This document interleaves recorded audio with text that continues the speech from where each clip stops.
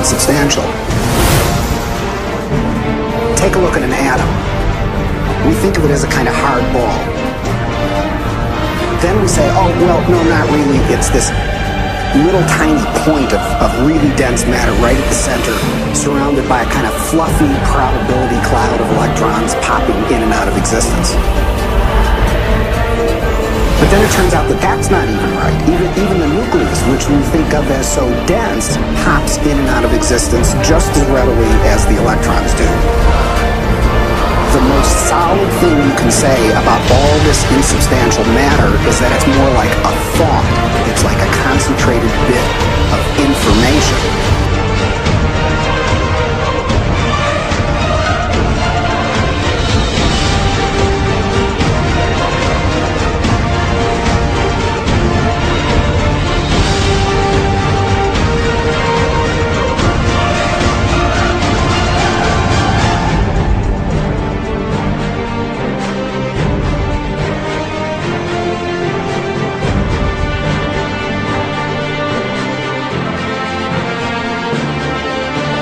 Every generation the world is flat, the world is round, etc.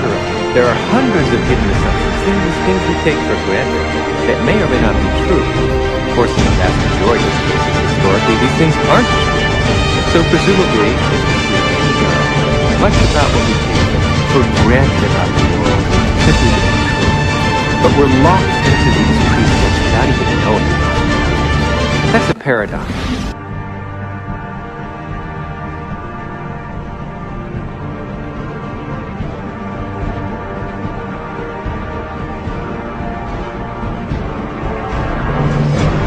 Scientific experiments have shown that if we take a person and hook their brains up to certain PET scans or computer technology and ask them to look at a certain object, and they watch certain areas of the brain light up, and then they've asked them to close their eyes and now imagine that same object.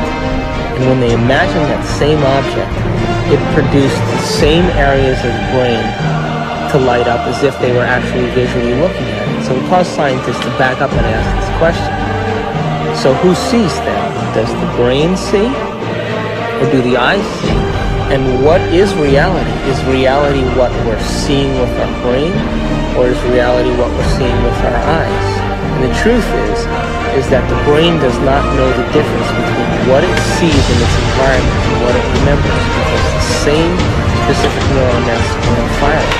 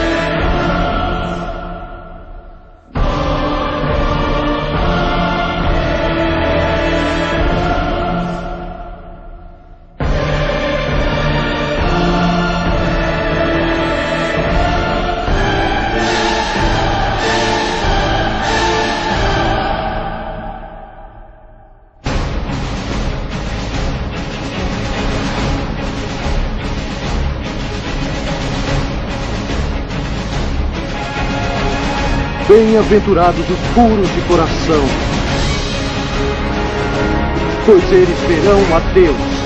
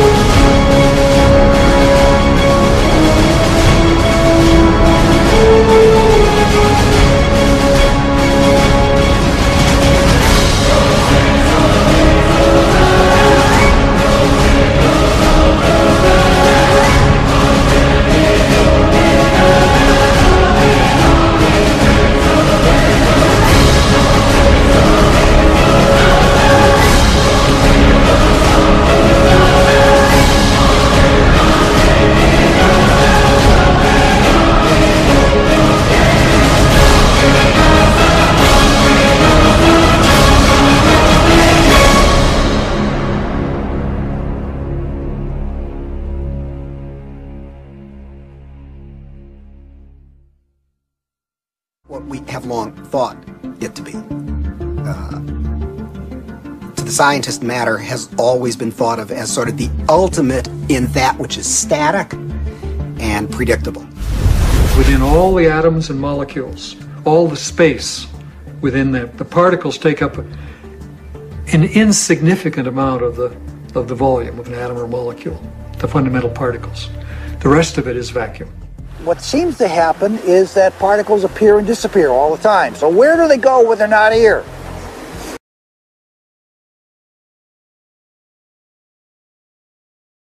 We create reality. We're reality-producing machines. We create the effects of reality all the time.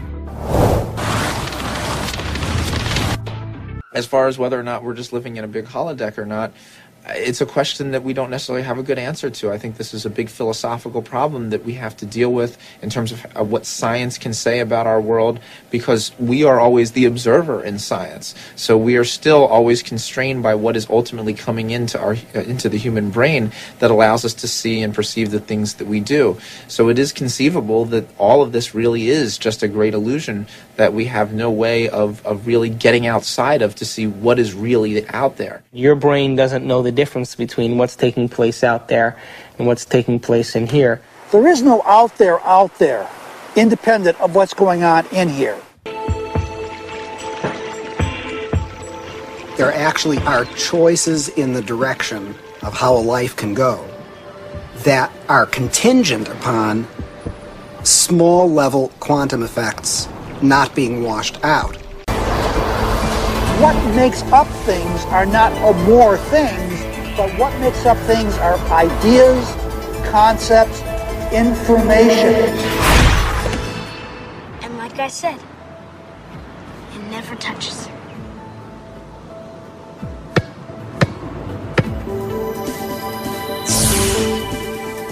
Those electrons build up a charge and push the other electrons away before they touch. When you ain't looking, it's like a wave. When you are looking, it's like a particle. When you are not looking, there are waves of possibility. When you are looking, then there are particles of experience. A particle, which we think of as a solid thing, really exists in a so-called superposition, a spread out wave of possible locations.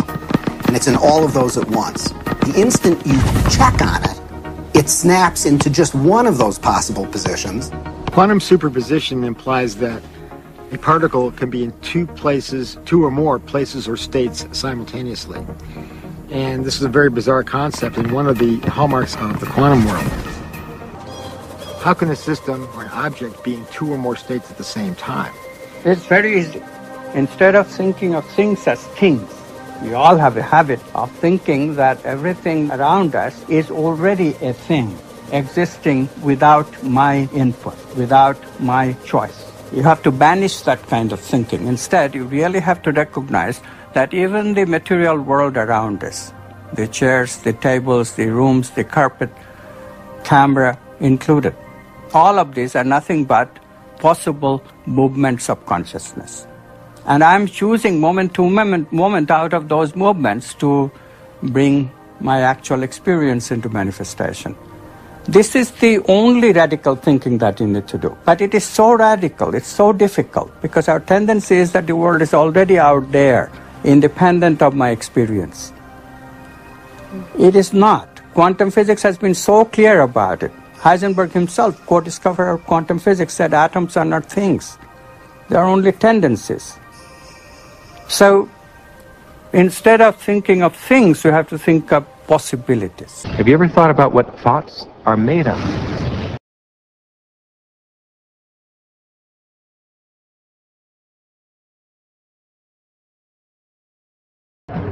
Se os cientistas entendem como essas coisas estranhas funcionam, eles podem colocá-las para funcionar em nosso dia a dia, revolucionando a computação moderna e talvez até permitindo que nos comuniquemos através do cosmos instantaneamente. A chave para concretizar esses milagres é um processo chamado entrelaçamento quântico. E os cientistas já estão direcionando essa incrível descoberta para propósitos civis e militares. Na física quântica, o que acontece a um objeto aqui pode instantaneamente afetar um objeto ali. E ali pode ser a milhões de quilômetros. Funciona assim. Quando duas partículas subatômicas interagem, podem se entrelaçar, ou seja, seu giro, posição ou outras propriedades se ligam através de um processo desconhecido pela ciência moderna.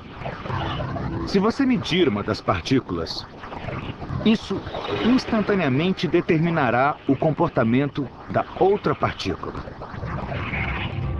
E quando você faz o experimento, você descobre que, de fato, o estado quântico da outra partícula é exatamente determinado depois que você mediu o estado quântico da partícula parceira. Isso significa que se um cientista observa uma partícula entrelaçada e a força a girar no sentido horário, a outra partícula entrelaçada começará imediatamente a girar na direção oposta. Isso parece intrigante, mas não é tão espantoso quando consideramos que as duas partículas entrelaçadas podem estar separadas por bilhões de anos-luz. Mas assim mesmo, no momento em que observamos uma partícula girar, ditamos o giro da outra partícula.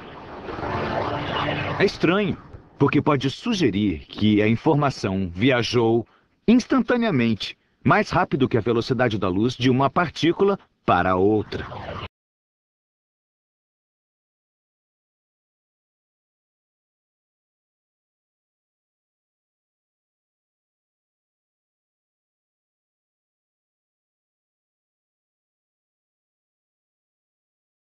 Pode ser difícil de acreditar, mas o universo microscópico fica ainda mais estranho. De fato, o experimento mais famoso na física quântica mostra como um objeto pode estar em dois lugares ao mesmo tempo. Um resultado que surpreendeu o grande Albert Einstein. Enquanto exploram o universo microscópico, cientistas descobrem que é governado por regras muitas vezes incompreensíveis para aqueles que vivem no mundo normal. Nos menores tamanhos imagináveis, não só a informação parece viajar a velocidades maiores que a luz, como a observação humana parece decidir o que acontece.